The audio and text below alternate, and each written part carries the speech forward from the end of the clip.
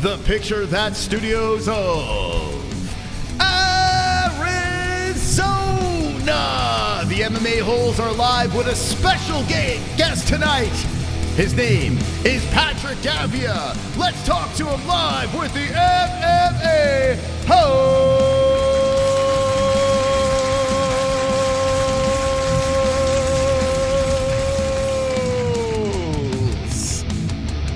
Wonderful.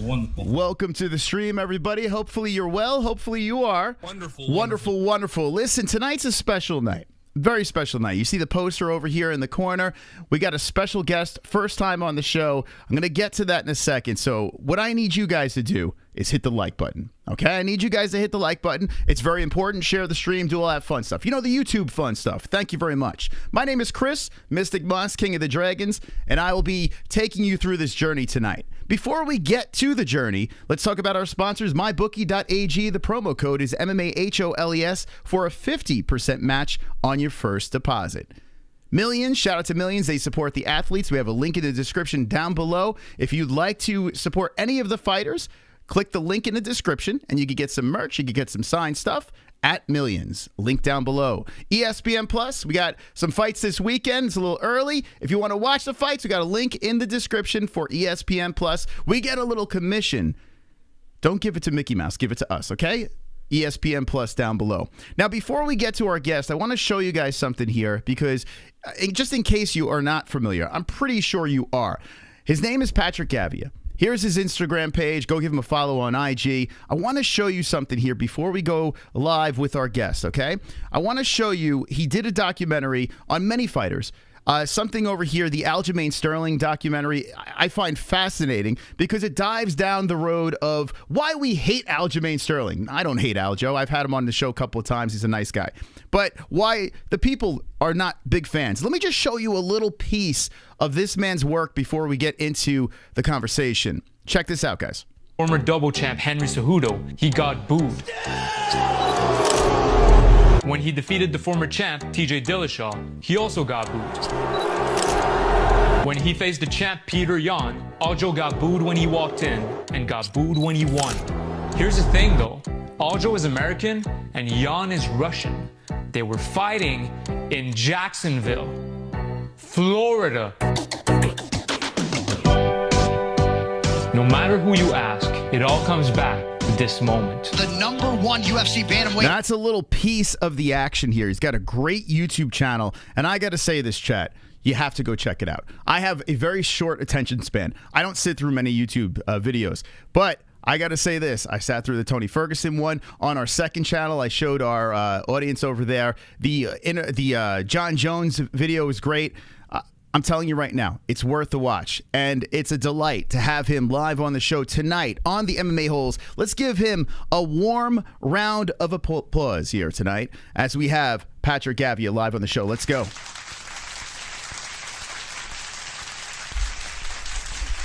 Okay, we did it. We're here. Thank you so much for having me. All right, it's a pleasure. By the way, so let me just say this. I am very impressed by all the work you're doing on that channel, and I am a nasty individual. I make fun of a lot of people in this channel, and I can't really say a bad thing about you. Your content is literally top notch. The first question I have for you, is it just you or do you have a team? So now I have a team. So now I have a team of 2 people that are working with me on those. But for the first year and a half, it was all on my own. So now hired a team, hoping to expand the production starting next year. So yeah. So this is pretty fascinating because if you think about it, a lot of people out there, if you poll kids these days, no one wants to be a doctor anymore. No one wants to be a lawyer. People want to be a YouTuber. And I saw the basically the intro video to your channel where you described, hey, I quit everything and I'm going to start a YouTube channel. Massive confidence, and look at you now. The channel's exploded. So let's rewind now. Let's talk about this. The decision that you made right before you were planning for a wedding and the whole deal, and you decided to just drop everything to start this channel? Yeah. Well, okay, so here's the thing. My wife and I, we got married 2 weeks ago. So update finally happened, for the record. But we were supposed to get married in 2021. Then the pandemic happened, right? So we delayed it. And then that same year, I decided to jump on YouTube and quit my job. So we were like, you know what, let's delay it 1 or 2 years because it brought financial uncertainty in our household. So we wanted to wait. But, you know, the very first video I made was on Jake Paul versus Dana White.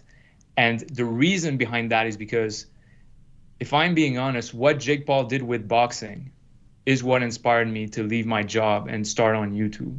Because I was looking at what Jake Paul was doing on his own, right? He was putting on his own fights without a promotion in the middle. I was like, this guy just has a massive following, and he's able to put on fights that have like a lot of visibility online, and he's removing the middleman, that greedy middleman, you know, that takes like 80% of the profit and doesn't pay anybody else. And that middleman is present in most industries. And I've been dreaming all my life, you know, to make it in Hollywood, make a feature-length film, win an Oscar, whatever. I was like, I've always been an outsider from that world, and if I'm being realistic, I'm probably not going to make it there. But I think what's happening in boxing is going to happen everywhere in every industry, where the audiences are going to get connected to the talent directly, and there's not going to be that middleman anymore, whose role is just to give feedback and destroy creative processes and be a gatekeeper, right? The YouTube algorithm is like the closest thing we have to a free market online. We're just like, and we can talk about the problems that it's facing, the censorship and everything else, but at its very core, the algorithm just rewards good content and it doesn't discriminate. Now I was like, you know what, if I play to where the target is going to be in 5 years, the next wave of independent filmmaking is probably going to happen on YouTube. And if I want to be there when it happens, I need to start putting some stuff out there and putting myself out there and connect with an audience. Connect with an audience that is going to watch what I do and be like, you know what, if this guy makes a movie, I'm going to watch it. It's fascinating. So, yeah. It's fascinating that you took this approach. We had a documentary guy on this show many times named Will Harris. I'm not sure if you're familiar with him. I mean, this guy's he's killing it. He's befriended some of the biggest names in the UFC, and he pretty much did the same thing. He's like, F it, let's go. Let's take a shot at this. It seems like that's the way. I mean, Will Harris is the OG though, because the guy legit put a camera on his shoulder and started traveling across the country, across the gyms, and across the world now. You know, like he took a way bigger risk than I did back when YouTube wasn't as popular as it is right now. Mm-hmm. Like right now, you can clearly see a path on YouTube to build a career. He did it back then when it wasn't as clear. So he definitely paved the way for a lot of MMA creators. So huge shout out to him. Like I talked to him actually when I got started. Back in the few months where I got started, he gave me a few advice, and been eternally grateful to him. That's one thing about him. No matter what the connections he made or whatever success he found, he always stayed humble, and he always stayed open to the viewers and the fans and stuff like that. He's always been very interactive and helpful. Like he looks like he's not trying to compete against anyone. He's just trying to be his own thing. I think that's the best way to grow as an artist. I think you have to keep a humble mind and remain a student of the craft at all times. And you see that in the UFC champions as well, in any champion, you know, the ones that remain the students, often even the masters of the craft. Like we're talking, let's say, Christopher Nolan, Denis Villeneuve, all right, you hear them speaking in interviews. They still talk about how much they're learning from other artists, you know. It becomes clear when you become a student of success that this is the right mindset to have. The challenge is just like not letting anything else blind you to that. But yeah. It's pretty fascinating. Like I was looking into your about section, you brought up Christopher Nolan and Mr. Beast, and I put it in the title over there for a reason, because Christopher Nolan to me is like the GOAT right now. Like, I mean, what he did with Batman, for God's sakes, he turned it into this masterpiece. Like it was insane what he did with that, but like he had a sense of realism. He had practical effects on top of the CGI. He just seemed to be extraordinarily special with how he delivered his content. So would you say he is the guy? Like if you think of directors out there, is he the #1 in your opinion? So I finally watched Oppenheimer 3 days ago. Have you watched it? Not yet, but I'm looking forward to seeing it. Well, he definitely was the guy when he did the Batman trilogy. Oppenheimer, man, I'm not sure. No. Okay. All right. Talk to me. Now, listen, it's going to be, guys, if you're just jumping into the chat, this is a way different show that we've done before. And we're going to get into the MMA stuff and the UFC stuff and all that fun stuff here. But this is a little selfish. Does it suck? Does Oppenheimer suck? So here's the thing. I wouldn't watch it again. Let me just say that. But here's the thing. Oh, shit, man. Anyways, I'm going to say it. Christopher Nolan is a master of the craft. He's on top right there. You watch anything he makes, any movies, cinematography, sound, music, score, acting, casting, everything is 10 out of 10, right? Still, no matter what you're a master at, it still comes down to, is the story good? Mm. You know, it's all about story. You can watch a movie that has average cinematography, average acting, average special effects. If you're pulled into the story, you're not going to notice any of those things. You only start paying attention to those things when the story sucks. So sometimes you're going to watch a movie, right? And you're going to say, you're supposed to say that Oppenheimer is a masterpiece because it can break down all those things and they're all top notch. But man, I found myself looking at my watch a few times in the movie. You're not supposed to do that when you're fully pulled in. And I think Christopher Nolan's best work, you know, Inception, The Prestige, I think is massively underrated. It's definitely one of my favorite movies, and the Batman trilogy, of course. But I don't know if there's something that happens. Tarantino talked about that, where as you work for a long time in Hollywood, it's possible you get disconnected from, you know, you have such a massive amount of success that it's possible you get disconnected from the average human experience, or get disconnected from what an audience truly appreciate and wants. And I don't know if that's what's happened. If you reach an amount of success where you just don't give a fuck and you just want to make the movies you want to make, that's also possible. And I respect that. Like, I respect any artist that is like, let me make something that's unique, just so it's out there.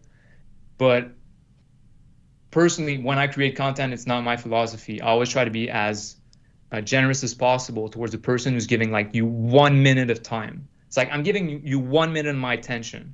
And as a creator, I'm like, I need to reward you as much as possible for every single second you're giving me. I'm trying not to be selfish in the way I do that. So, super give me 1 second. Something slipped through the chat.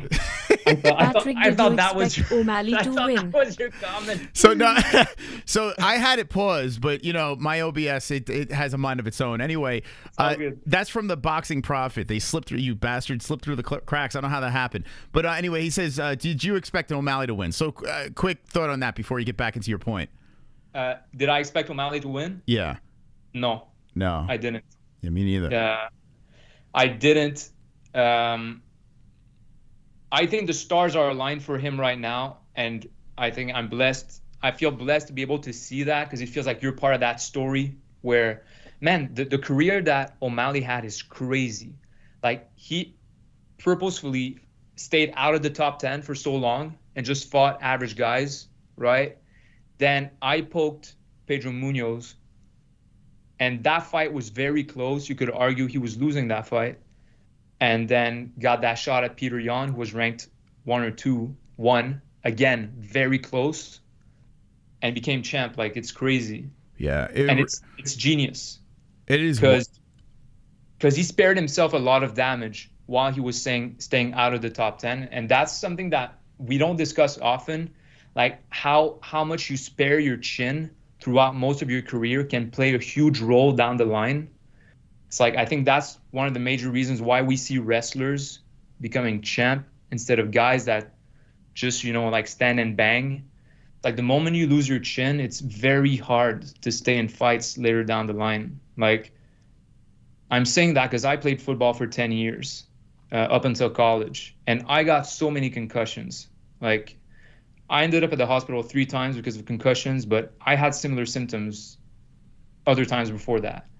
And the last concussion I had playing football in college was at a no-contact practice. I just did a form tackle on someone, got concussed. Like, you could just blow on my face and I would get concussed. Like, my chin was glass. It was gone. So when I see those guys get knocked out, it's like, man, you got 3 or 4 of those knockouts in your career until you have no chin. Mm-hmm. So if you can spare yourself that, maybe by doing like Sugar did and not fighting all the tough fights one after the other, or, you know, wrestling the guys down. Anyways, it's something that I've observed, but yo, I'm a fan, right? I'm not an analyst. I'm not an expert in those things, but from my experience, I think that played a huge role as well. So let's then go down the road of why you chose to document mostly MMA stuff. What made you, like, there's a criticism that goes around. I mean, we've been doing this for 7 years. So like when we started, we noticed that there was Joe Rogan and then there was media outlets. There wasn't MMA YouTube. That wasn't around back in the day. But we've noticed a lot of content creators realized, hey, there's a market here that's untapped. Is that something that gave you hunger as well? No. Well, MMA is the only sport that I watch anymore. Like I'm French Canadian, so of course I watched the Montreal Canadiens for a large part of my life until I realized it was fucking waste of time, pointless. Like that team is. I've been watching that team for 20 years. They've never won a cup. Yeah. Like that's 82 games a year, and half the players are not giving their full effort. Whereas MMA, man, 2 men in a cage. The consequences of losing are extreme. Mm-hmm. You can be turned into a meme on the internet. You can get CTE. It's like, it's truth that's happening in that cage, right? And what's the consequences of losing a hockey game? There's nothing. Like nothing happens. It's just everything is just a game. MMA is really a sport. And I'd be happy to talk more about that because I really think that sport and the individuals that practice it, the fighters, really embody like values that we're losing in society, like a lot. You know, like I think fighters are a dying breed, especially nowadays where the overall culture is going. But yeah, I always had that weird fascination with that sport. Of course, growing up, I only watched like GSP. I wasn't watching the UFC while I was in my teenage years, whatever. And I got into the sport more around 2017, 2018, actually quite late. And then, so I did that first video on Jake Paul because I was like, this guy, I want to talk about what he's doing because I think it's going to have an impact, or that same thing is going to happen like everywhere with crypto, with everything. Then I wasn't planning to do only MMA. So I did a few other docs on other things. But then a few clips of my Jake Paul doc popped up on TikTok and Facebook, and it brought in some views and some subscribers. And I was like, another story that was in my mind all that time was Colby Covington, which I think is a fascinating story, going from the hero to the villain. And there's a lot there. And I was like, you know what? Let me tell that story as well, because those few people who subscribes, those 12 new subscribers, would probably be happy to have another martial art video.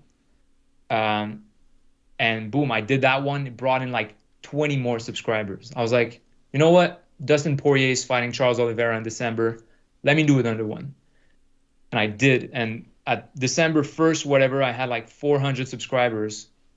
On January 1st, I had like 25K subscribers. So Dustin Poirier popped up. It brought Colby Covington and the Jake Paul video in the big wave. Like the algorithm was like, okay, this is the kind of video he makes. This is the audience that likes it. And the algorithm just gave it a huge push. And since then, I was like, man, since then I decided, okay, I'm only going to do that. Because that's also something I was wondering. I'm like, okay, I can make documentaries on anything, but does Mark Zuckerberg, does Jeff Bezos, does Bill Gates, Steve Jobs need another documentary? Like, probably not. So where should I invest my time and effort? And I was like, I don't know. I think the fighters are really the type of people I would like to give a bigger platform to, you know? And right now I've been covering like a lot of the big names, but down the line, like I have plans on where to expand. And hopefully my platform is going to grow where I'm going to be able to just shed lights on people you might not be aware of that are in the fighting game as well. So, yeah, the algorithm, it was listening to the algorithm and what the audience was telling me and delivering that. So that's how it turned out. And I've been super happy, to be honest, to do that. It seems like that's the goal, and I kind of can get what you're saying here. So you want to get to the point where it doesn't matter what your title and description is. Your audience is going to watch, and that's where you could tell the story of those other personalities that need the exposure, and the views are going to come in. Like Joe Rogan could put a poop emoji on his title, and people are going to watch it because he's Joe Rogan. Yeah.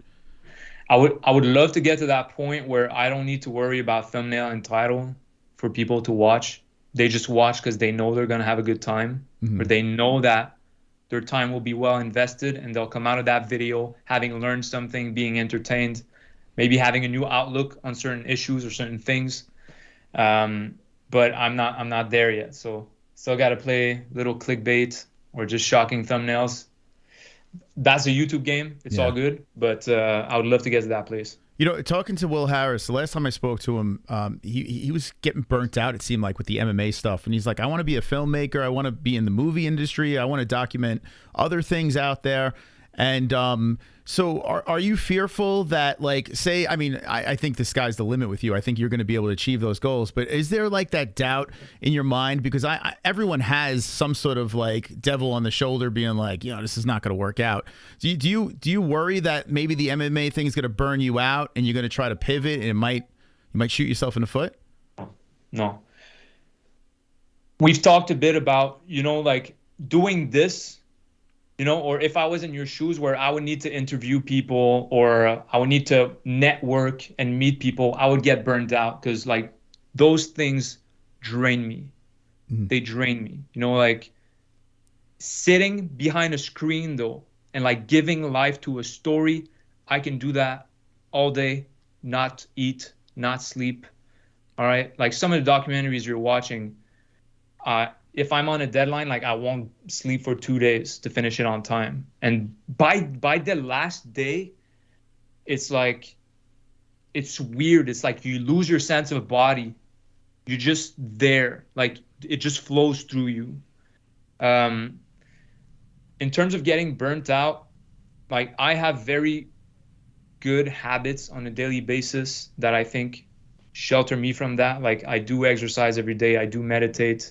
And I do spend quality time with my wife. I don't run around. The rest of the time I try to create and I read on the craft, or, I watch movie and get inspired. In terms of staying in the MMA niche, like, here's the thing. You talked about the Aljo doc, right? Like, the doc is about storytelling, but the protagonist is Aljo. Right? You could argue that the Francis Ngannou doc that I made was really about the journey of a migrant from Africa to Morocco and to Spain, right? Like, that's the thing. The fighters are my protagonists, but we can explore, different topics through the journeys of fighters. Like, I've been looking into doing a documentary on the Korean Zombie, right? And I was like, Korean Zombie missed this huge chunk of time in his prime where he had to serve in the South Korean military. Like, why? Like, what happened there so young men need to stop their lives and do military service? I'm excited about exploring those topics. And yeah, the fighter is a protagonist, but you can tackle it from many different angles. And that's where the creativity comes in. So when I will feel like I'm always telling the same story or doing the same thing, then I will ask my question. But still, the Patrick Gavia channel, like Fight Films, is always going to be about the fight world. I'm not going to start doing soap operas on that channel. If I ever want to do something else, I'm going to start another channel and make sure that there's still good content on that one. So yeah, that's the way. Yeah, that's definitely the way. It's funny. I don't know if you're familiar with this guy, but when I was digging for some interviews with you, and I said before we were live, I'm like, I didn't find much at all. I didn't find anything, to be honest. But I did find one video, and I'm curious if you saw this one. Man's name is Rigo. I'm assuming you saw it. I was at the gym and I was like, let me listen to this a little bit. And he's just ripping you apart about the fact checking, and he was all dramatic and shit like that. Did you see this video? I did. I saw it. Of course, when something is done about you, like people send it to you, and I watched it. I don't know how much of it is satire, how much of it is real. I thought it was funny. Like, I think he was I trolling. don't know what I think French Canadian people did to that guy for him to hate them so much. But you know what? There is some valid criticism that was made, especially around the Usman doc, I believe. I mean, the rest of it is I don't take seriously. But you know, there is a responsibility that you have when you have so much eyeballs on your content to do your due diligence and look at all the facts. And in that case, it was that I didn't mention in the Usman doc that his father did get arrested, you know, before he went to jail. So I think he was arrested for drunk driving. And the theory there was that I'm funded by Black Lives Matter and I clearly have a political agenda. You know, it's crazy on all videos that I make. I don't know if that's the case for you. I both get called a leftist, woke, snowflake, and undercover right fascist. Mm-hmm. On most of my videos, I get the two of them. So I must be doing something right because I'm definitely in the middle. That's good, yeah.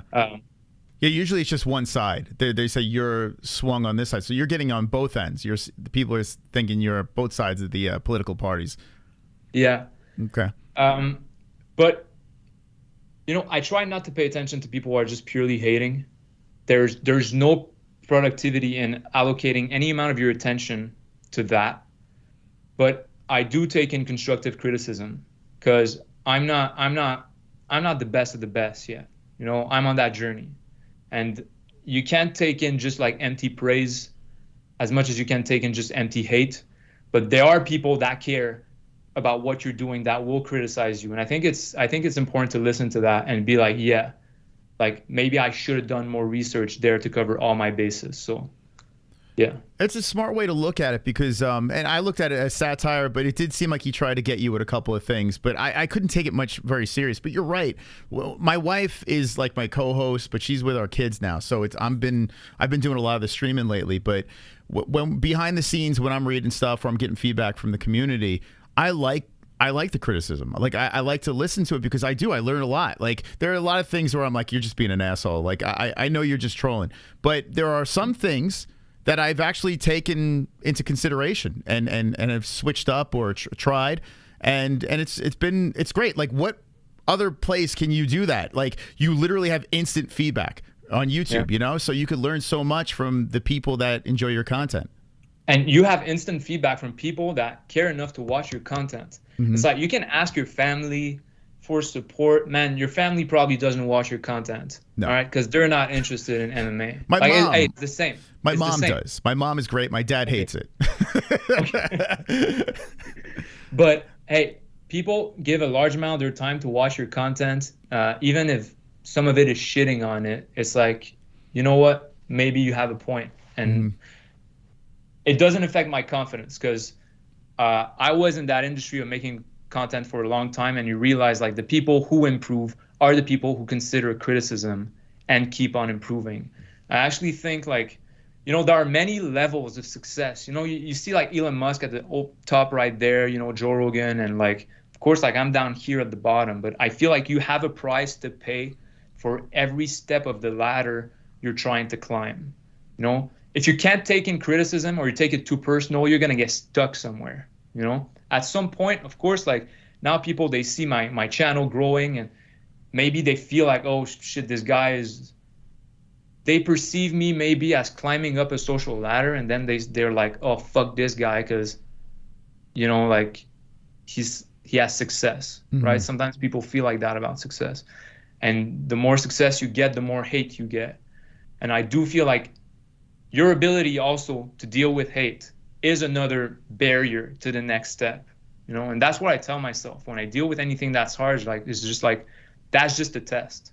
It's a test to, can you get to the next level and live with that, you know? So I see it as a challenge, and I try to get as much value actually from it as possible. It's like if people attempt to destroy you by shitting on some of the things you do, hey, what if you take those things and you actually use them as lessons and improve on those things? you know? Mm-hmm. So I use it as ammunition. Yeah. You seem like a very intense guy. Now, is this, are you, you're probably not, but you come across right now as like you're a very passionate and intense man. Are you like this all the time? Because that sounds very stressful, or can you let loose? I'm like this when it comes to this fucking shit. Mm-hmm. All right? Like content, like film. Outside of that, I'm really chill. I'm actually very boring. Like I live a very simple life. I wouldn't trade it for anything else in the world. All right, I walk my dog every morning. I play board games with my wife every day. All right, like I don't go out. I have friends, of course, but I live a calm, peaceful life so I can be a fucking savage in my work. You know, that allows me to do that. So, yeah. And how old are you? 31. 31. All right. So, yeah, you're still a young man. So, you know, a lot of people, man, when I was in my 30s, I was out partying and getting drunk. And here you are, you know, grinding so you could reap the benefits. So what's the plan here? Like, you're married now, and congratulations on that. Are you looking to have kids anytime soon, or are you going to focus on your craft? Like, what's going on? Looking to have kids soon. Okay. Yeah. So I started the channel at 29 years old because I was like, I'm at a point in my life where as a young boy growing up, I pictured me at 29 years old living a completely different life. You're at 29 years old, Patrick, you were supposed to make movies. You were supposed to have a big house, have kids, and I had none of those things. I was living in a shithole in Montreal. I was lucky I had my wife. Like that was settled. And if you ask me, like that's the most important thing. But I was like, for the rest, it's nowhere near what I pictured. And that's one of the things that motivated me to leave my job and take a risk. Because I was picturing myself teaching my kids to believe in themselves and take risks, right? I was picturing my kids asking me, but Dad, like, did you do that? Mm-hmm. And me just feeling like a huge imposter with no integrity, saying like, no, I was too much of a coward to take that risk. So I didn't want to have that conversation with my future kids. Yeah. So you know what? Now I'm ready to have kids. Now I am. You know? So I mean, it's kind of crazy to think about that first video that you dropped on your channel to now.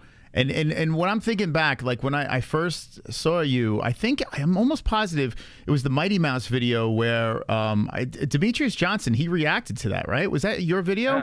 That was yours. Okay. So yeah, that's when I was like, wait, who is this guy, man? Like, yo, how did it feel when Demetrius Johnson did a reaction to your video? Yo, I woke up in the morning and I see that like Demetrius Johnson reacts to Patrick Gavia's video, and it felt surreal. And that's actually my only concern with each documentary is like, how would the fighter react? Because I could make something fictional, right? That could be great, but it wouldn't have like very little impact on someone in real life. But if you do tackle a story from an angle and it goes viral, like it can have an impact on the fighter's life. And I try to be mindful of that. And it's going to happen sooner or later that a fighter is going to see the documentary I made on him and they're going to be like, fuck this guy, it's a bunch of lies, this is false, nah. And I'll deal with that when that happens. But to see him watch the documentary and like support and agree with everything and overall be happy with the way everything was portrayed, that was the greatest compliment, to be honest. I bet. So yeah. And the John Jones one, dude, I love the way you finished that one. That was so good. Dude, I literally got like chills when I watched that on my second channel. It's high as fuck. And I'm with the audience over there and I'm like, bro, I'm like, you kidding me? That the way it was like a mic drop. Is that video a concern with John Jones? Like, I mean, you did not hold back. You actually were very honest with that video, but I thought it was accurate. So my community asked for the John Jones video, like when I got started, like when the first few got viral, they're like, do John Jones. And for the longest time, I pushed it back because I was like, how do I tackle that story? Mm-hmm. Of course, he's one of the greatest of all time. He is. Like, leaving the positive tests aside and everything else, like in terms of an MMA artist, he's one of the greatest of all time. But you don't want to show only that side, because then does it glorify all the other behaviors that's on the side? Right? At the same time, I hate doing something that's just purely negative also. on someone. I mean, like a lot of YouTube channels just only do the negative, and I try to extract the fucking soul and humanity of that person, and I try to at least like show the gray zones of life, you know. And in his case, he's very complex. Okay, like I did 2 documentaries on him still, and I still feel like I'm only just scratching the surface because there's a lot of information that's just not being said. But I wanted to show everything that he did and also show his greatness, right? And I came to a point where I realized that, hey, like one comes with the other, maybe in his case, where that's the angle of the second documentary, where we discuss like greatness from the point of view of the book Relentless, right? And that's the book I'm reading most of the time, where they discuss the dark side of Michael Jordan, the dark side of Tiger Woods, and you realize like the dark side we all have, right? You have a dark side, I have a dark side. Everyone who's listening to right now has a dark side. Oh, they right definitely now, do. The chat, they're all dark. They're dark human beings in my chat right now. I could feel the darkness from my chat. Yeah. Well, the problem is that in society, we don't discuss that, right? You should be a good boy, all right? Try not to get canceled for any thoughts or opinions you might have, right? And we're taught to bury that. Nobody's teaching you how to leverage that to achieve something, you know? And with Jon Jones, you see that he clearly did that. But the pitfall is that type of energy, if you don't master it, you know, can lead to other bad things. Of course, like I'm not a psychologist. Like I can't sit here and diagnose these guys and share that to the world. That's not what I'm trying to do. But I am trying to impart meaning through the editing, like through the experience of watching that documentary. So it was very difficult to tackle, and I tried to do it as like, I think he'd be fucking pissed if you watched probably those 2 documentaries, because he probably doesn't like how those things reflect on him. Like he's very mindful of his image, right? And he's that's one of the things that blew my mind, okay? And I cut that out of the documentary because it didn't fit into the flow of things. But you get Aljamain Sterling, who's like a good person. Like on paper, he hasn't done anything, man. He's a model fucking person, okay? Everybody boos him. Everybody hates him. And then you get Jon Jones with the crowds, man. When he won, you get everybody embracing him, right? People love him. People do love Jon Jones in general. If you look at how the crowds like treat him, and you're like, what is happening there? You know, it's really interesting how I think it's charisma to a certain extent. There are a lot of the things that describe beauty in life, like that person put a spell on you, or there are a lot of expressions like charm. You know, like charm is used to describe beauty, but it's also used to describe magic. And it's like charisma and greatness can just like put a veil on everything you do. And like crowds, they're just under that spell. And I just find that fascinating. Anyways, it's very true. It's very true. I remember clearly when Jon Jones was fighting DC, I can't remember what event it was, but there was a press conference I was at, and everyone was booing Cormier. And I'm like, what is going on? Why are you guys booing? This man over here hit and run a pregnant woman. Like, and everyone was cheering. I'm like, anything Jon said, they were cheering. Anything DC said, they were booing. And I was looking around the crowd like, what is happening right now? You know, I couldn't believe it. But you're right. Yeah, he's just Jon Jones. And winning helps too. If you keep winning, I mean, people will root for the winners all the time. Yeah. No, it's fascinating. I think there are things really buried deep in our subconscious or genes or whatever, like taking us back to tribe years, whatever, that makes us just instantly like one person over the other based on just the behavior in that moment or the charisma or whatever. Like, I didn't think too much about that, but I find that fascinating. Sure. You know? Yeah, man, it's kind of wild. So you can cover an athlete and dive right back in and just talk about something completely different about the same personality and get a whole nother piece of content. Yeah, it's that's the magic of like diving into those guys. You know, like when you edit something, like I spend three weeks to a month editing each thing. So like right now I'm starting to edit Valentina Shevchenko, right? And I'm in the first week of editing, and she's still a stranger to me.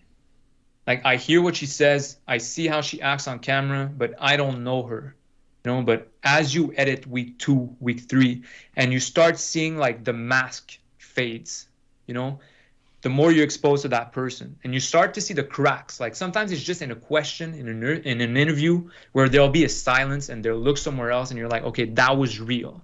That was not the character. That was a real person. And you start developing, it's weird, okay, because I'm just a random dude behind a screen that watches these people. Like, I could sound like a creep, but the more you expose to them, you start to see really the person beneath the mask, and you're like, okay, this is what I see now. And these are the emotions that person creates, or their journey creates. Now, how do I capture that, and how do I translate that to an audience? You know, and that's where the storytelling and the music and the sequence of everything plays out. You know, so part of it is identifying what you want to say, and then how do you say it so it's clear and you're precise in the cognitive effect that you're trying to create through that story. You know, it's fascinating. It really is. It's a fascinating process that you're describing here, and I want to kind of dive into it more. So you're saying you have 2 other people that are involved. Are they involved in the editing process, or do they pull the information? Or so I have my assistant editor who's doing research right now. So there's a first phase, which is just story research. It's all on paper. It's like, let's go get every single thing that has happened to that person in their lives, and it's all on paper. So I get someone to help me with that. Then I read everything, and there's often like a follow-up research, like, hey, expand on that, because there's a hole here, you know? Like, I'll give you an example, because I'm in that process right now. Valentina Shevchenko talks a lot about her mother, never talks about her father. So one of the things I'm doing in research is like, well, what happened there? Why is she only talking about her mother? Is there something that happened with the father? And why did the mother, it's so unique that her mother not forces, but encourages her 2 daughters to become fighters. That's something that you usually see fathers do. Yeah. So I'm like, what happened to the mother? Did something happen to the mother? Is there something there? Because why is it happening that way? So I don't have an answer for that. I'm still looking. But I go through that process, and we're trying to flesh out everything. And then the challenging part is, hey, I'm doing like 20 minutes, 30 minutes video. It's like, what do we leave out? Because if you tell every single thing that has happened, that's not a story, you know? It's almost like, it's funny because someone in the chat says it's such a cop vibe. They said, you're like a detective. You're basically trying to like solve a cold case here. Like, what is going on? Why is there a piece of information missing? And now you're going to try to tell a story about it. Do you feel like that, a detective doing this? It's funny because both my parents are cops. But it feels like digging sand in the desert looking for bones of a dinosaur. Then you're like, I'm trying to build a fucking dinosaur so you can see it, so I can present it to the audience and they see the dinosaur. But I'm out there with my shovel in the desert. I'm trying to find the bones. Then you're trying to make the bones fit together. That's another thing. But I wouldn't say I'm a detective. I would say journalists are closer to being detectives. Some people often confuse me for a journalist. Like, it's very important, and I would try to make that clear maybe in my about section. Like, I'm a storyteller, you know? So I'm trying to give you an experience, like a story, you know? Like, I'm trying to entertain, inform, but that means that in the editing, sometimes I'm going to skip a gap of 10 years in that story, and it's going to feel like 2 seconds. You know, just because I need to keep the pacing up, like it works with the beats and everything. But that's not 100% accurate, you know? And what's the problem with that is, like, the journalism right now is such a sorry state, like not in MMA, I'm talking about just journalism in general and big media, that people would rather trust creators on the internet, which I think that the next wave of great journalism is also going to come from trusted journalists on the internet. But yeah. I mean, yeah, you're right. And they're writing stories about they're writing stories about us, like when we had Bruce Buffer on, and just twisting it and not even fact checking or seeing what's about. Like they're just writing lies. Like it's crazy. And any media, it's like that. But it is weird to see when you're involved. You know, like that's really bizarre to see. So yeah. I think you're right though. Like with the MMA world and YouTube, within a couple of years, it's all going to be YouTube creators taking over the MMA media space. 100%. That's what's interesting. Like I think because we're all here on YouTube, right? And from what I'm seeing, nobody's competing with each other on YouTube. We're competing with like traditional media in my experience. So it's only a matter of years until I'm about to watch the broadcast and I'm like, would I rather listen to the ESPN the ESPN commentary or to CRIS commentary, right? And there's that battle that's going to start happening between like, do I watch this on TV or on YouTube? And I think online media has already won that battle. It's just a matter of time, right? Because the younger demographics are growing up watching YouTube. Yeah.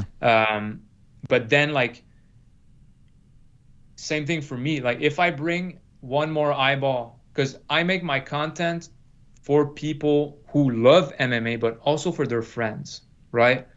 Your friend you're trying to get into MMA but is not into MMA, I want you to be able to send them my documentary and they'll be able to get them into it, you know? So I keep that in mind when I craft the stories. It's like a complete stranger who doesn't care about the UFC needs to be able to enjoy this. So when I'm successful at doing that, it's like I bring more eyeballs online, right? And then the algorithm can push that new eyeball to everyone else in that niche, and we can grow that pie together. You know, we're not competing for slices of the pie. We're just all growing that pie together. It's funny. It's funny you say that because a lot of people have started like in the chats. They try to start these beefs between shows or YouTube channels, and I used to get involved in it, and then I stopped because I was like, you know what, like. Everyone doing good helps us. Like whoever succeeds, that just goes to show you that they could do it, you could do it, and more people are enjoying content like that, and it doesn't hurt in any way. There's so many people, billions of people like on YouTube. I don't know how many people consume YouTube, but it's a lot. Biggest streaming platform, biggest video platform out there right now. Yeah, even Mr. Beast being the #1 YouTuber, like. He's bringing more eyeballs on YouTube, and we're here. We're there on YouTube, and we're ready to show our content to those new eyeballs as well. He might do a show for Netflix, like he's starting to cross over, and that's interesting because that shows that YouTube also have like viability on outside platforms. But overall, like YouTubers are on the same team. Yeah, you know, and even beefs. I mean, I'm not into beefs at all. Like I don't like living my life in conflict, but beefs can be good for promotion as well. I mean, you're seeing it with Dylan Dennis and Logan Paul, and beefs are one of the best way, man. Controversy is one of the best way to grow online. Yeah. But you might not end up with the audience that you really cherish in doing so. 100%. I've seen channels start beefs with everybody, and then they grow their channel where it becomes massively big, and then their audience starts turning on them. Like if they don't feel like they're getting the content that creator is giving, and they don't like it anymore, they just turn on them. Building a toxic community is a great, quick, fast pass to the top, but I don't know how long you could sustain it, you know, because you're human, right? Eventually you're going to be like, okay, you know, I don't want to do this anymore. So yeah, it's difficult to live in that energy in that world every day. Yeah. Like you can do it for a while, but I really believe like anyone who just like makes hateful content online, it's like they're going to end up being in a very like miserable place sooner or later. It's so true. It really is. Yeah. It's very true. And I learned that the hard way. We were called the MMA trolls, and I would show up at Luke Thomas's events and Ariel Helwani's events. I had Vox Media sending out emails, don't talk to the MMA-Holes. Like we were gun-ho, burn everyone down, fuck MMA media. That's what we thought. And it you worked. really are the bag, like everyone knew who we were. Like Luke Thomas says, do you understand Vox sent out emails to all of us to not talk to you motherfuckers. And I would show up at SiriusXM, grab the mic, and call Luke Thomas a hot dog bottom lip, and like I didn't give a fuck. Like I would just say whatever. And then I met my wife. She jumped on the show and tamed me. Thank God, because I would have spiraled out of fucking control. You know. Yeah. But it is fascinating. So now your content, have you ever had situations where you spend all these hours, you're pulling this information, you're editing, you're going through all this stuff, and then you look at it and you're like, I don't know if I like this. Have you ever had that happen? I like a specific story. Yeah, so say you put it's like it's not going in the direction that you want it to go. Yeah, I end up scratching a lot of videos when I'm in the middle of it. Like Valentina Shevchenko, I scratched a year ago because I felt like they were too big. There were missing pieces of information that I was like, the story is there, but I'm missing it. In each project, no matter what, like when you're in the nitty gritty, like when you're in the middle of the edit, you're like, I don't have a story. This is shit. That happens with each and every video. You're like, this is horrible. Like, but then if you just keep pushing, often you end up making something out of it.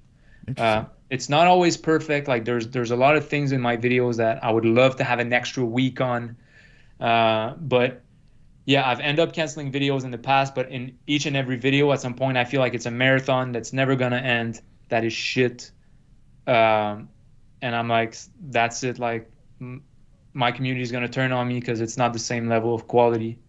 Happens at each video. But the more you make, the more you stay calm and you're like, this is just part of the process. So just push through that. Interesting. Yeah. So now, and I'm always curious about the business aspect of things. Like you said that this is going to be your life. This is what you're going to do. Your wife supported you on this, and she must be a crazy woman to support something so wild like this. She works with me now, so she's part of my team as well, just like your wife. Mm-hmm. So it's a blessed life. Like she takes care of like social media, and she helps me with the thumbnails and everything. So I just think there's so much to do there, okay? Because here's what I think, like the UFC or just the combat world in general, but let's just take the UFC. I find it's the closest thing we have to the Marvel Cinematic Universe in real life.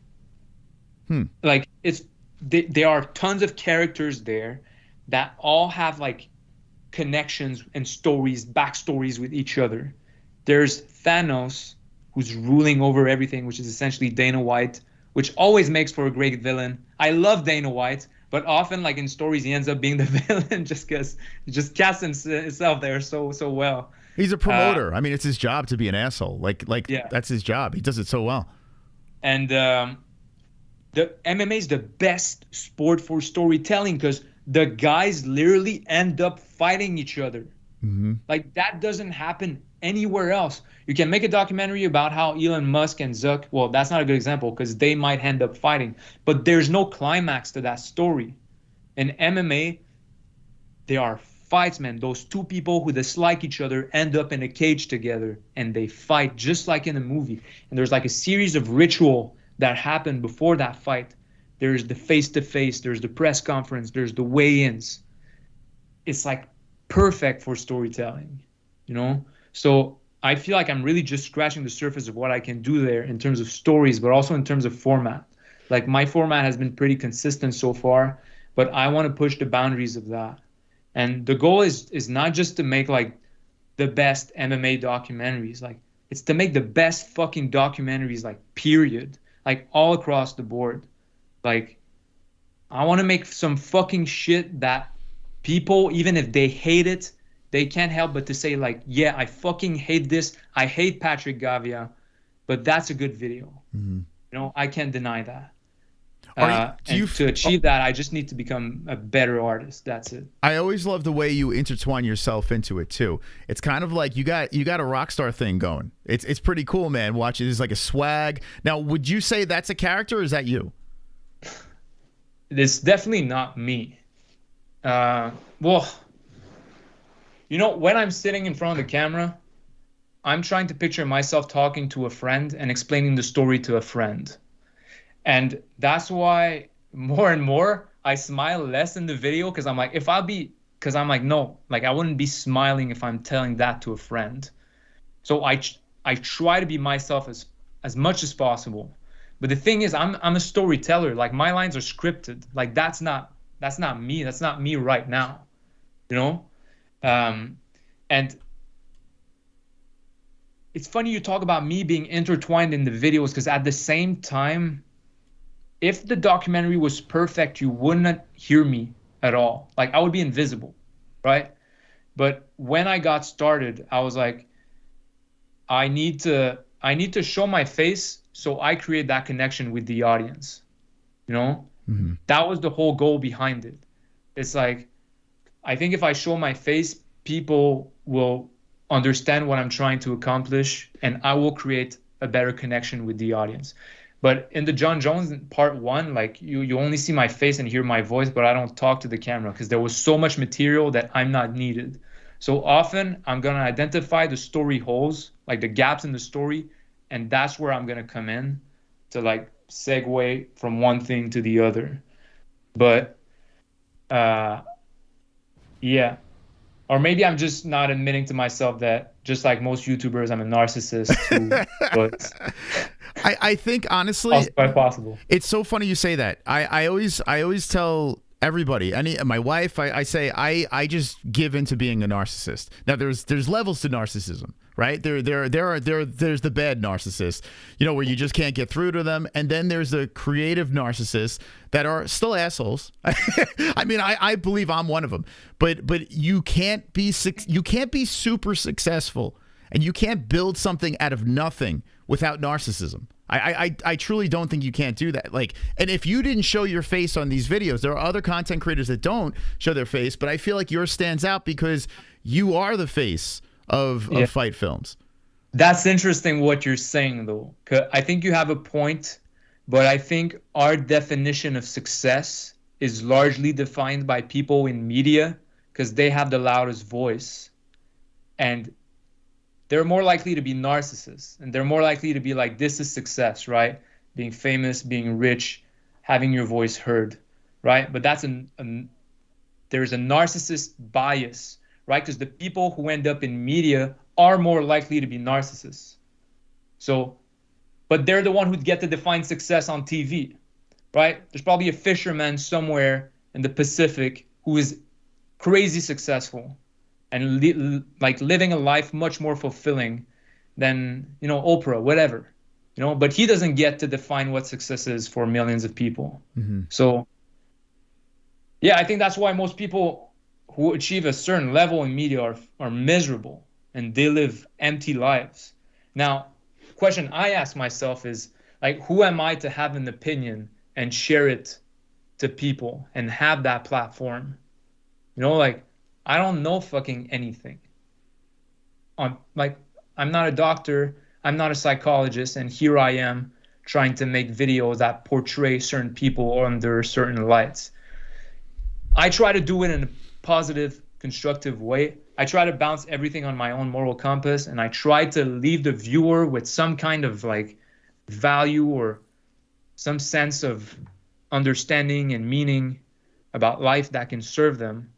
And then when I feel like I don't have the right to do that, I remind myself that there's a bunch of fucking assholes on YouTube with much bigger platforms that spread a lot of bullshit, right? Destructive things. And I'm like, you know what? Like, let's try to balance that. Let's try to balance that with things that are constructive and just fucking good things. And again, that sounds morally righteous because, hey, maybe my definition of good is actually evil to someone else. So nobody has the truth, but yeah. Yeah, everyone's got their own situation. You know, what works for them may not work for you, and vice versa. So yeah, that's basically how that works. I'm fascinated by the fact that you said your wife is working with you.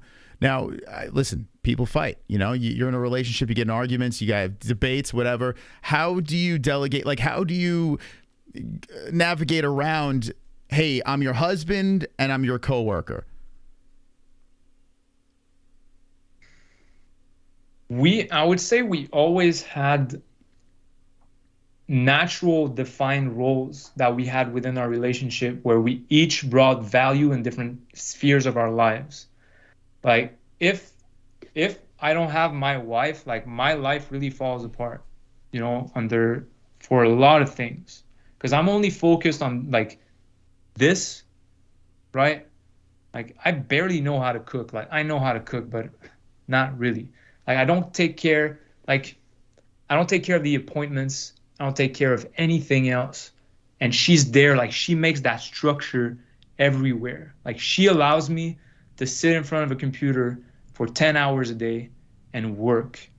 And she buys the birthday cards to tell our loved ones that we love them. I don't fucking do that. Like I love them, but I don't care about that. No, not I don't care. I don't care to do those things. Yeah. Because I'm focused on building our lives, you know?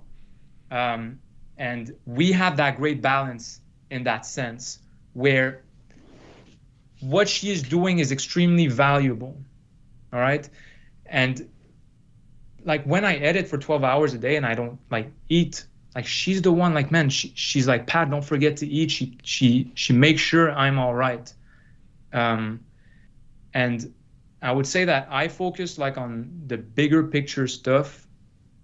And she focuses on providing the structure for those things to happen, really. Now, it doesn't mean that we never argue or we never have like disagreements, but I would say those are rare and they're very brief, because I'm at a point where for a long time I would project my own ambitions on everyone around me, right? Even my friends, even other family members. I'd be like, you're not doing enough. Like you can be doing more. And I realized like in those moments, I was only talking to myself and I was projecting onto other people the person I was trying to be and projecting my own insecurities instead of realizing the value that they brought in their own way and where they complimented me, where I failed personally. And I've been on a journey to learn that about people and appreciate that in people. Yeah, that's interesting. So and I want to talk about this too. So with monetizing this, do you rely? I mean, I've seen you had sponsors as well. You cleverly put it into your videos. I think that's most videos I skip the sponsorship, and in yours, I'm like, well, I want to see how he goes through this because I'm fascinated that you're making that entertaining as well. So yeah. I'm sure that's planned on purpose to do. You don't want people skipping through that stuff. You want them to see the sponsorship. When it comes to monetizing your product, what's the percentages we're working with here? Is it a lot of AdSense? Is it sponsorships? Or like, where's the revenue come from? So the first month that my channel popped up, I had 3 videos go viral at the same time. And then within a week, all 3 got copyright claimed by the UFC. So I was like, okay, that's not gonna work. And then after that, like I would say 3/4 of my videos are copyright claimed. So, and you know what? UFC on all their content, they write, this is Zuffa LLC protected. So I can sit here and complain about that. It's like they laid out the rules. I use their content. It's like, okay, fair play. But then you ask yourself, okay, I don't get the ad revenue, but I do have people's attention. So how else can I monetize this? How else can I make a living off of this? So yeah, I would say sponsorships is most of it. Patreon is a small part of it. So the thing I'm trying to build with Patreon long term is that that'll be the community that one day will be big enough to fund feature-length films or, you know, just short fiction films. Posting the content on other platforms also helps. So Facebook, Instagram is now monetized, Snapchat, that helps. Other than that, I'm going to launch a merch store. So yeah, I'm thinking about those things, you know, I'm trying things here and there. The idea is I see it as like the legs on a chair.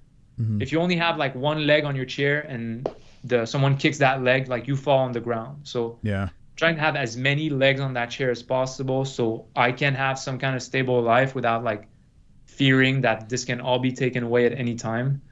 So yeah, I'm not the best at it. Like people, they reach out to me, they're like, you could start an editing course and do all those things, but I want to improve as an artist. Like that's my main goal. So I need to get my hands on as many stories as possible and improve at the craft, and you know what, good things will happen. So Like, I'm not rolling on gold, but I do enough to like sustain my life and get some help, hire some help. So yeah, it's very smart. Yeah, there's a lot of content creators that rely just on AdSense or super chats, and it's like, guys, like if it's all through Google, that's, God forbid they say, well, community guideline, I don't like this, you got struck, you got this, you got that. That's it. It could be all over. So I agree. Yeah, build that audience and then monetize it outside as well. I just dropped. We fan funded 20 grand to put up a website that we're in the process of putting together, and that's the thing, man. I'm trying to get that going. Other things surrounding it, you know, like sponsorships.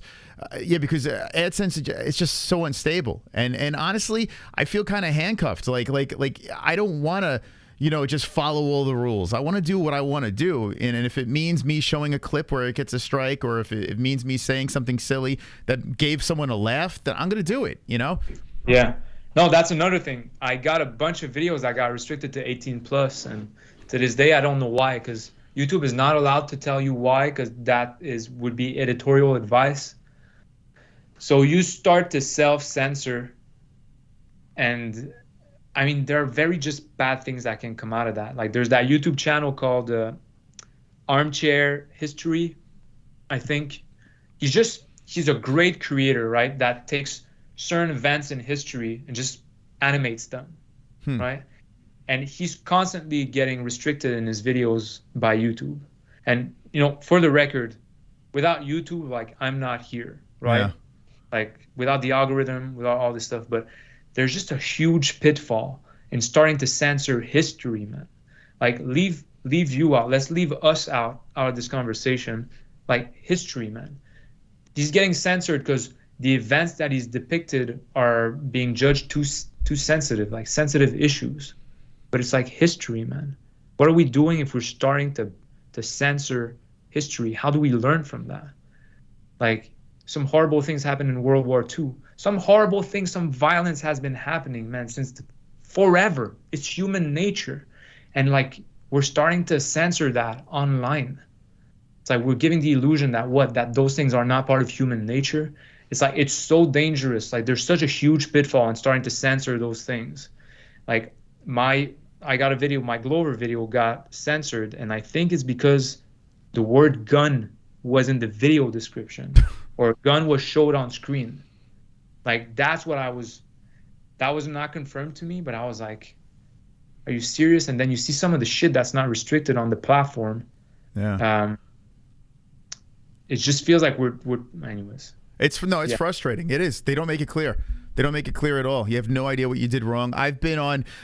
So on this channel, we had about 8 strikes shutting down our live streams. And all we do is live stream. Like, I should do uploads. I should do more uploads and play that game, but I don't. I love live streaming. I love the spontaneous interacting with the chat. I enjoy it so much. But it is a grind, and if they strike us where we can't live stream, well, we're done. Like, we can't do shit anymore. So we've had so many conversations with Google back and forth, full strikes over and over and over again. We've had people hit us up and try to copyright us for things that they weren't supposed to copyright us for.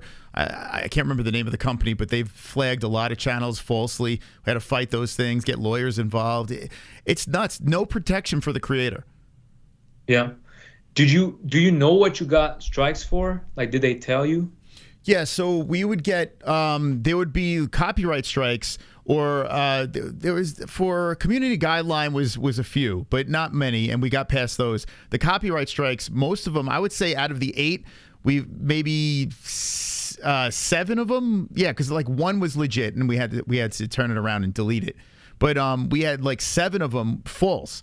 Like, just saying that we did it under fair use, and we proved it, but it took weeks. Sometimes it took us 3 months to try to just ride it out because they wouldn't overturn it, and it was just bullshit. It was just bullshit reasons. And at the end of the day, we're always getting the channel back, you know. So it's just a bunch of nonsense. But for some reason, they're slowly changing it.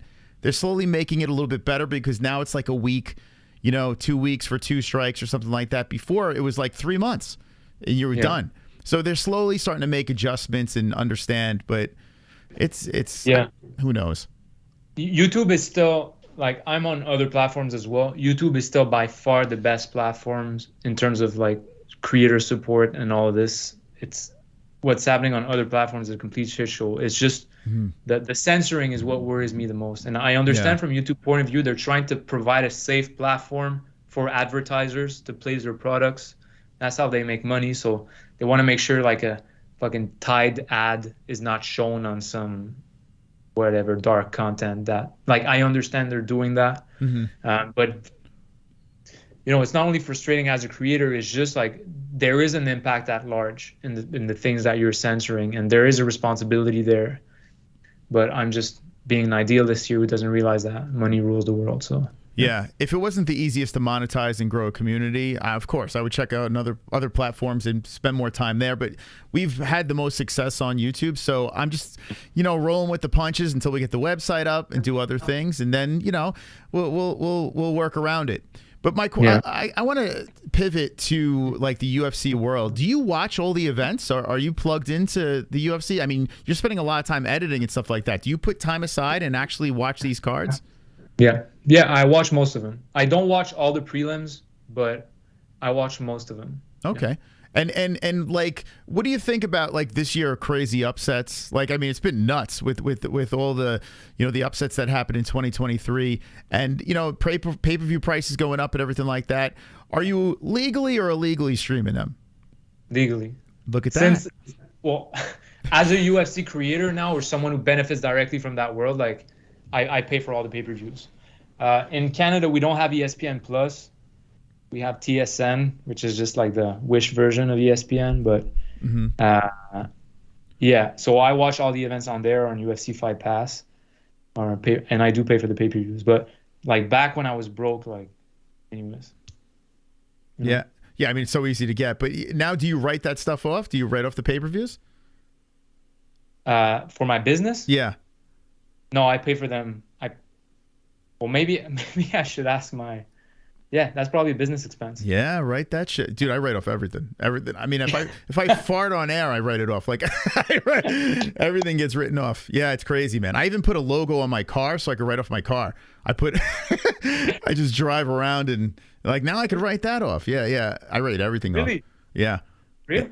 Yeah, dude, it's nuts. Like, I mean, it's crazy because, you know what, health insurance, I mean, you guys don't have to worry about that, right? You guys, with health insurance, it's covered. How does it work over there? Yeah, it's covered. So jealous. It's covered. It's a very bad system. Like, yeah. My dad broke his clavicle and waited in the hospital for like 24 hours before seeing a nurse. Like, yeah, it's free, but it's shit. I'm trying to figure out what's worse here because that's our biggest hurdle is medical, and now I got 2 kids and everything like that. I'm like, damn, man, that's the toughest part. So I got the chat going over here. You have a second for some questions from the chat? What do you say? Let's go. Okay, live chat. Here we go. We got Patrick Gavia here, the documentary specialist on YouTube. Please go subscribe to his channel. Check out his content. If you're watching on the replay, go over there, okay? Go over to his content, hit the like, share, watch it. I guarantee you'll sit through these things. Like I said, I have a very short attention span, and I sit through these. So if I could do it, you could do it, and it's fantastic stuff. Puts a lot of hard work into it. It really is fascinating, man, to pick your brain about this style because, I mean, I know that this is hard work. I mean, just watching these videos, I understand. And you say, how long does it take to turn a video around? 3 weeks to a month. If you see the final length of the video, it's like my Habib video was 40 minutes long. It took me 2 months. So it's about a week per 10 minutes, around that. Yeah. Okay. Let's see what we got in the chat. Do you have a mugshot? Have you ever gone to jail? No, not yet. Okay. Let's see what else we got here. Do you speak French? I do. That's my first. That's my first language. That's the accent you're hearing. So. Yeah, I was. You know, it's funny. I was trying to put together like where you were from, and I'm a big hockey fan. So I'm a Ranger fan. I'm from New York, and I moved to Arizona. So I understand the struggle. Like 1994 was the last time we won a cup, and that's a year after the Montreal Canadiens. Yeah. Isn't that crazy? Oh my God, it's so crazy. And in Montreal, I mean, you think about the history before that, and then all of a sudden the drought. Like what? Like that's incredible how long that's lasted over there. You're done. I just feel like the Montreal Canadiens have wasted so much of my life. Like, I'm done with them. Okay, here we go. The chat wants to know, does your wife have OnlyFans in case anything goes wrong? She doesn't. She would definitely make a lot of money on there, though. Yeah. I can tell you. Yeah, beautiful woman, I'm sure. And how long did you guys know each other before you got engaged? We got engaged after 3 years. And then 3 years after we were supposed to get married, that happened another 2 years after. So we were engaged for 5 years. So we've known each other we've been together for 8 years. There you go. Man, I tell you what, you must have a good woman. And it's funny, like, if I didn't have Jessie, I would not, like, I wouldn't be where I am right now. Like, she's holding down the fort with the kids and behind the scenes stuff. And then when she comes back on the show, it is a good support system, to have someone that actually believes in your dream, and wants to go the same path. I've dated people before that had completely different dreams, and it just doesn't, with work like this, if you don't have someone to support you like that, it's very tough. My wife is like my best friend. I dreamed about finding someone like that all my life. And when I met her, like when it became clear to me, like after the first date, I was like, this is the one. Like, this is the one.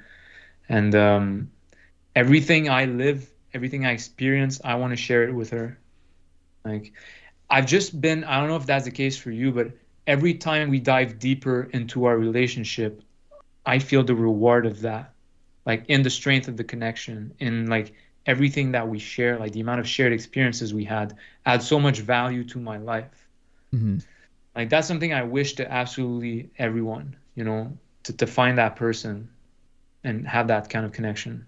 The way you talk, you're a very suave man. I'm jealous. Like, I feel like you've, like, the way you talk to your wife, she probably melts. I mean, when I talk to my wife, she laughs at me. So, like, Jesus Christ. It must be a Montreal thing. I don't know. Maybe that's what it is. It must be. Yeah. The Squad Warden in the chat wants to know if... You know what? Let me say that, okay? All my life, I was overly sensitive. Like, I was a kid who cried all the time. And I was socially awkward, and I wasn't, you talked about you'd go in bars and have fun, right? Mm-hmm. I was the dude in the bar or in the club that would sit in the corner and couldn't wait for my friends to be ready to leave. Because I didn't feel it was too loud in clubs and bars for me to have a conversation or anything. And I thought, like, shit, I should force myself to, and I realized that the thing that blocked me there is what allows me to do this work now.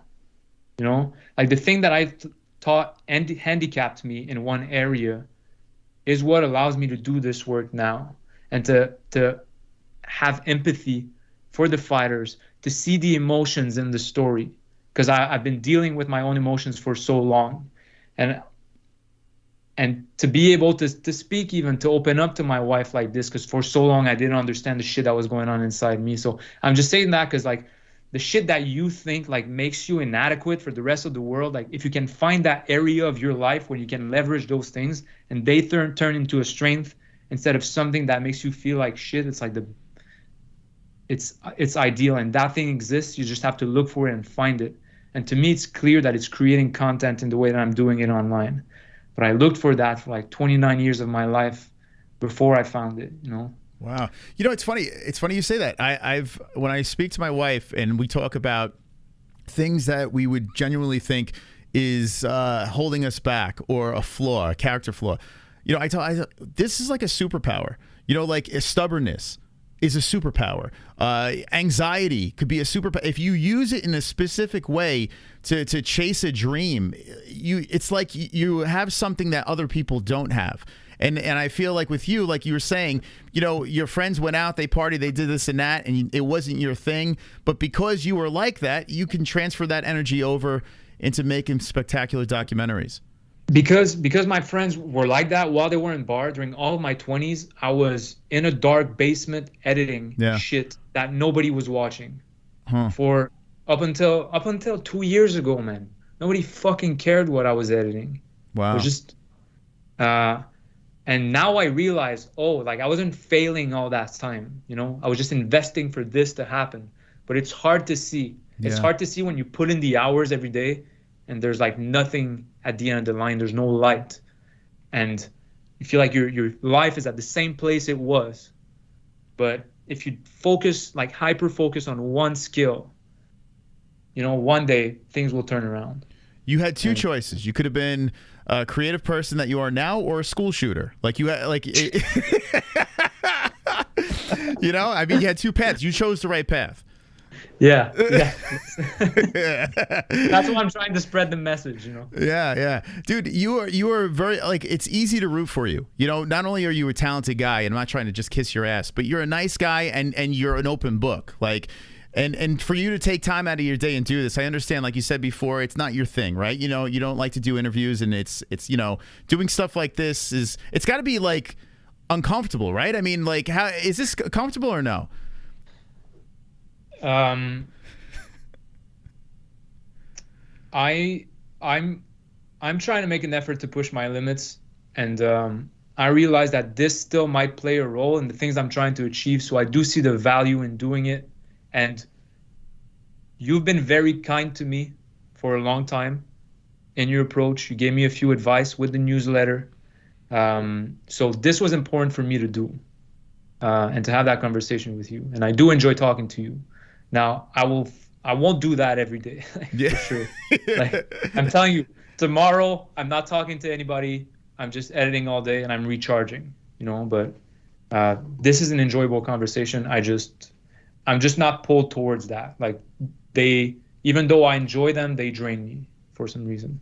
Listen, I feel it. And I appreciate, like I said, I appreciate your time over here, and I can't wait for the MMA-Holes documentary. You know, when we blow up and become super famous, Patrick, please don't forget about us, okay? Make that documentary for us, okay? Hey, the more conflicts you create, the more plot points you're giving me. So, all right, you know what? I'm gonna start pissing everyone tomorrow. It's a new day. You know what? Fuck the MMA guru, Jesse on fire, lick a dick. I'm gonna start fights with everybody, for God's sakes. No, I like Jesse. Jesse's cool. Anyway, we got a donation over here. Let me play this real quick, and here we go. Actually, Nicole, thank you for being a member. Appreciate it. How about memberships? You do memberships on your channel? No, I don't. I do Patreon only. Okay. Because I live in constant fear of just my YouTube channel being taken away by the UFC or something. Okay. So I'm like, if I do have Patreon on other platforms, it's another leg on that chair. Smart man. Here we go. Super chat. This is from that Indian dude. Is there an Islam Makhachev documentary coming soon? So, I did do Islam Makhachev last year, but it got restricted to 18+, so it's invisible to a lot of people right now. What I might do is, since the Habib doc also got restricted to 18+, I might combine the two and release a new documentary with parts of each and additional stuff added. So I'm considering that right now. But if you go on my channel and you're more than 18 years old, you will see it. Now, I used AI on the UFC footage to see if I would still get copyright claimed. So everything is like cartoon filter-ish. I still got copyright claimed. That didn't work, so I stopped doing that. But yeah, it's already there. Wow. Talk to me about your thumbnails. Is that AI, or how are you doing these thumbnails? So I used to do them for a while, and about 2-3 months ago, I started collaborating with a lot of different artists, so to test those out. So the ones you're seeing right there, I did John Jones, I did Demetrius Johnson, and Aljo and Tony, I didn't do. So I'm collaborating right now with different artists. I always try to come up with a few thumbnails for a video, because sometimes the thumbnail is just not going to work. You're going to see the metrics on the video are good. People like it. People watch for a long time, but nobody clicks on it. So I often change title and videos to try to bump that up. So yeah. Fuck, I could have a whole conversation with you about the YouTube side of things, but I don't want to bore the community. I think it's fascinating. I honestly it's fascinating. It really is. Like the algorithm and all the crazy ins and outs, and changing titles and description and thumbnails, and being careful of what you put in there. How long does it take you to get a title and description? I know I said I was going to change the subject, but how long does it take you to do that? Title, during my entire editing process, I write titles. Like, I have a document opened on the side of my editing screen, and I write like titles that come to mind. But there's a science behind that, man. Some people make a career out of being a copywriter, you know, just studying the psychology of that. That's what's fascinating about being a YouTuber. Like, you're a business, person who's trying to monetize things. So you have to learn the business side of things. You have to learn the editing. You have to learn the copywriting. Man, even when you're doing thumbnails, you have to learn composition, color science. Like, all those things play into it. You have to be a psychologist knowing where do the eyes of people go. They go from left to top right to bottom left. So in which sequence should you put the elements so you control where people look, kind of, so there's so much stuff to learn. Yeah, that's fascinating. And everything's you always never changing. get to the bottom of it. Everything's always changing too, it seems like. With works, like for a couple of months completely changes and then it's something else, and it's really a wild thing. But it seems like you're plugged in. It seems like you're hitting you're hitting everything out of the park. Yeah. No, not yet. Like, I have a lot to learn still. Like, the algorithm at the very core is just trying to push the right content in front of the right audience. And it's trying to evaluate if content is good based on certain metrics. But it's like, that's a difficult thing to do if you think about it. Mm-hmm. Like, how do you judge the impact that a video can have on someone? Like, you use the like button, you use the retention, but sometimes you're going to watch the full video and you're going to be like, I didn't like that. Like, it didn't make me feel good. But how can you quantify watching The Matrix for the first time and your entire fabric of reality is like, your mind is just exploding, right? After you watch The Matrix or after you watch Inception. How can an algorithm quantify that? Through your behavior.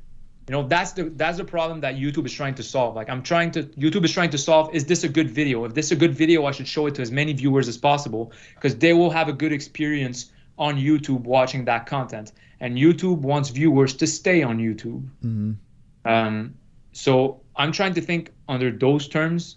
So at the very core, what you can do is just like make content that you would watch and enjoy yourself and respect your audience. Like, if you respect your audience, that's what I told myself, like, right off the start. It's like, no, I'm going to consider my audience to be intelligent and I'm going to respect their time. And I'm going to throw gray zone narratives that are ambiguous at them and let them make their own conclusions, So yeah, it's many things, but at the very core, YouTube wants good videos. So that's what I try to make. Okay, I'm gonna wrap this up with one last question, okay? UFC Paris is this weekend.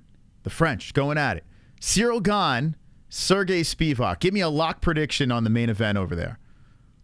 Ciryl Gane. Yeah. There you go. Yeah. Of course, we have recency bias, and we see what John Jones did to him.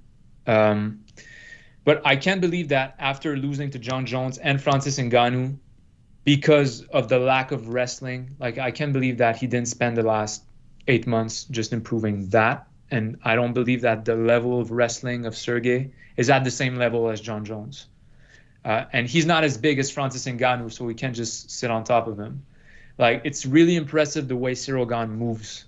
Like, I love watching him fight, right? He moves like a middleweight. But I think at that point in his career, it's probably a good thing that he went against John Jones and realized the holes in his game. I think he's going to win. There you go. All right, I agree with that. And all right, let me ask you two more then. Okay, hold on. John Jones, Stipe Miocic, November, and still or and new? This one, to me, to be honest, I think, and that's a good question, because we didn't see a lot of John Jones stand up when he fought Ciryl, right? Like, I don't know how good John Jones stand-up is at heavyweight, although it's probably... Because let's remember the fight against Reyes and even against Thiago Santos, right? Those fights were very close. A lot of people think that he lost against Reyes. So you got to think that Stipe Miocic is watching that fight. But he did get knocked out against Ngannou. I'm going to go with John Jones for that one. Yeah, it's fun. I think a lot of people are going to be choosing John, but you can't discredit what Stipe has done as the greatest heavyweight of all time, right? Like, it's tough to completely count him out. And Stipe did beat Ngannou, you know, before losing to him. And Stipe hasn't fought in, what, 2 years? Yeah, it's been a minute. Years? Yeah. Well, that's good. That does give him time to recover from getting knocked out, though. I wonder how big Stipe is going to be, because for the second Ngannou fight, he was like 235. Like, he lost weight for that fight. I wonder how heavy he's going to come in. They're saying he put on muscle. Yeah, they said he definitely put on muscle. So I'm curious too. Yeah, I hope Stipe puts up a fight, man. I hope that thing is a good scrap. You know. And one last question: will Conor McGregor come back before the year is up, or ever come back? We could talk about this for a long time. I think you're seeing it with Dylan Danis right now. It's like Conor McGregor doesn't need to fight. He just needs to. He rides the idea that he's going to fight, right? That's how he monetizes. It's like he just needs to be in that world and foreshadow the fight. But Dylan Danis hasn't fought in, like, what, 4 years? But he scheduled fights, he pulls out. Like, that's the playbook. Just be in the conversation. I don't think McGregor will fight this year. But I think he's going to fight again. I do think he's going to fight again. I hope it happens in December. But it doesn't look like he's training. Yeah. I just say so. Yeah, it's a circus. Well, Patrick, listen, it's been a pleasure. Hey, next time I have you back on, we'll talk fights exclusive. We got the life story. We got the origin story. I would love to have you talk fights down the road, of course. I'm going to give you a long break, okay? Maybe 2 years. I'll swing back. Don't expect too much from me for fights, because, as I said, I'm just a fan. You know, like, I don't know much about all the technical shit that's going on. Like, I'm looking at this from a fan point of view. Yeah. I try to be an expert storyteller. That's where I invest everything in. So, and I think that's where I bring value to this space. Like, there are a lot of talented MMA creators that can break down everything that's going on. There are a lot of colorful personalities like you, like Jesse, that bring commentary to what's going on. And you know, when I got started, I'm like, how can I add as much value as possible to that space? And to me, it's through storytelling. So, I can comment on fights, but I will do this as humbly as possible. Yeah. There we go. Well, that was the whole purpose of this channel. It's about the fans. It's about the hardcores and the casuals. Like, everyone is welcome. I don't care if it's a bad take. I might make fun of you a little bit, but then we move on. You know, it's all about fun. At the end of the day, if it wasn't for the casual fan, if it wasn't for, you know, any version of these fans, there'd be no sport, you know? So everyone's got to be accepted, you know? I think there's tremendous value in still bringing more eyeballs to this sport. I think this sport has a lot to offer to absolutely everyone who watches it. A lot of people have prejudice against, oh, it's a violent sport, blah, blah, blah. It's like, there is so much to discover about that sport. And I'm all for bringing more people and helping growing that sport. There we go. Well, listen, Patrick, you're doing a great job. I'm rooting for you. Can't wait to see the next documentary you're putting out. So Valentina Shevchenko is what we get to look forward to? Yes, unless I lose faith in it mid-edit, but it should happen. There we go. All right, well, Patrick, if there's anything you want to shout out before you go, now's the time to do so. I tend to disappear from the internet for a long time between documentaries because I try to escape from the world, but I do send a newsletter every week where there's cool AI stuff. There's the best memes of the week. I would encourage people to sign up for my newsletters, and I always give updates about what I'm working on. Because I don't like to post selfies online. So I do that through my newsletter. And if you want to sign up to that newsletter, I honestly think I love making it with my wife every week. So check out the newsletter. I tell you what, I love making it with my wife as well. I don't blame you for that. And you're talking about the newsletter. Yeah, that's cool too. By the way, I am signed up for the newsletter. It's great. I saw the memes on there as well. I think you're doing a great job with that. Thank you. Excellent job. Go check that out, his newsletter. And Patrick, thanks again for coming on the show. I appreciate it, okay?